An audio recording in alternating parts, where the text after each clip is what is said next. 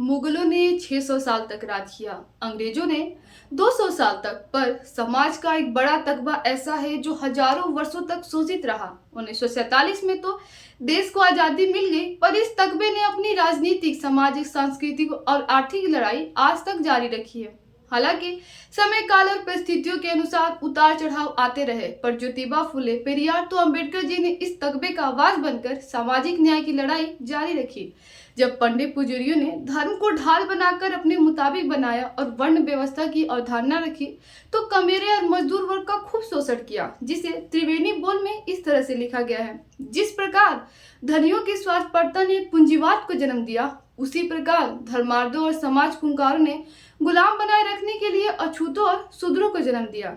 ऐसे में समय के साथ इस वर्ग ने हजारों वर्षों की गुलामी की लड़ाई अपने माध्यम से लड़ने के लिए अपने इतिहास में झांका और फिर अपने पुरखे पुरनियों और इतिहास में जगह को ढूंढ निकाला। उसी का नतीजा है कि आज सम्राट अशोक को अपना पूर्वज मानने वाले मौर्य और बुद्ध को अपनी सामाजिक जागृति का नींव रखने वाले मौर्य समाज हर चौक पर, चौराहे, गांव, मोहल्ले को अपनी ऐतिहासिक वजूद बता देना चाहते हैं। अगर एक व्यवस्थित ढंग से इस दिशा में संगठन को देखें तो त्रिवेणी संघ को जेएनपी मेहता, सरदार जगदेव सिंह यादव, शिवपूजन कुशवाहा ने बिहार के शाहाबाद जिले के करहगर में 1933 में इसकी नींव रखी और सामाजिक न्याय की लड़ाई में तत्परता से आगे बढ़े। हालांकि तत्कालीन आजादी की लड़ाई में भी अपनी भूमिका को नहीं छोड़ा।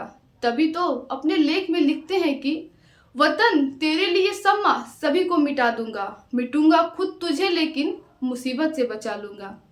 आगे अर्जक संघ की स्थापना 1 जून 1968 में की गई और यादव, कोयरी, कुर्मी का संगठन तक सीमित किए जाने का विरोध कर समाज को उसके हक की लड़ाई में भागीदार बनाया। बहुजनों का असली हितैषी बनकर उभरे और उसी का नतीजा है कि आज हम अपने को जितना सक्षम राजनीतिक, सामाजिक और सांस्कृतिक स्तर पर बढ़त की दृष्टि से देख पाते हैं। इसीलिए आज आपको राजनीतिक में लालू यादव, नीतीश कुमार, सम्राट चौधरी, उपेंद्र कुशवाहा, मुलायम यादव, अखिलेश यादव, केशव मौर्य सरीके लोग देखने को मिल जा रहे हैं।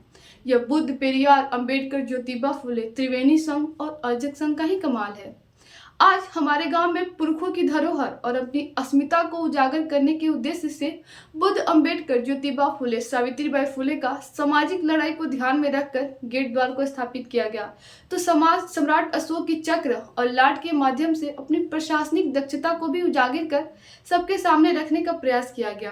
भंते अशोक क्लब के सदस्य और विभिन्न महत्वपूर्ण लोगों की उपस्थिति में पंचशील तथा अंबेडकर के झंडे के साथ भारी संख्या में लोगों की उपस्थिति अपने पुरखों के प्रति जागरूकता को प्रदर्शित कर रहा था, तो संगठित होकर अपने अधिकारों के अवचेतन को भी उजागर कर रहा था। अब बहुजन समाज समता, बंधुत्व और भाईचारे की बात संविधान से करने लगा है, जो आज भी समाज के एक तकबे को रास नहीं आती, पर बहुजन संगठन के आगे झुकने को मजबूर हो गए हैं। ऊपर से हमने भी अपने पुरखों को पहचान कर अपनी अतीत के अभिमान से आज को सरोबार कर रहे हैं। अब पूछने लगे हैं तार्किक प्रश्न, ब्रह्मा के मुख से ब्राह्मण, भुजाओं से क्षत्रिय, जांघों से शूद्र, चरणों से अछूत, आज भी क्यों नहीं ले रहे जन्म।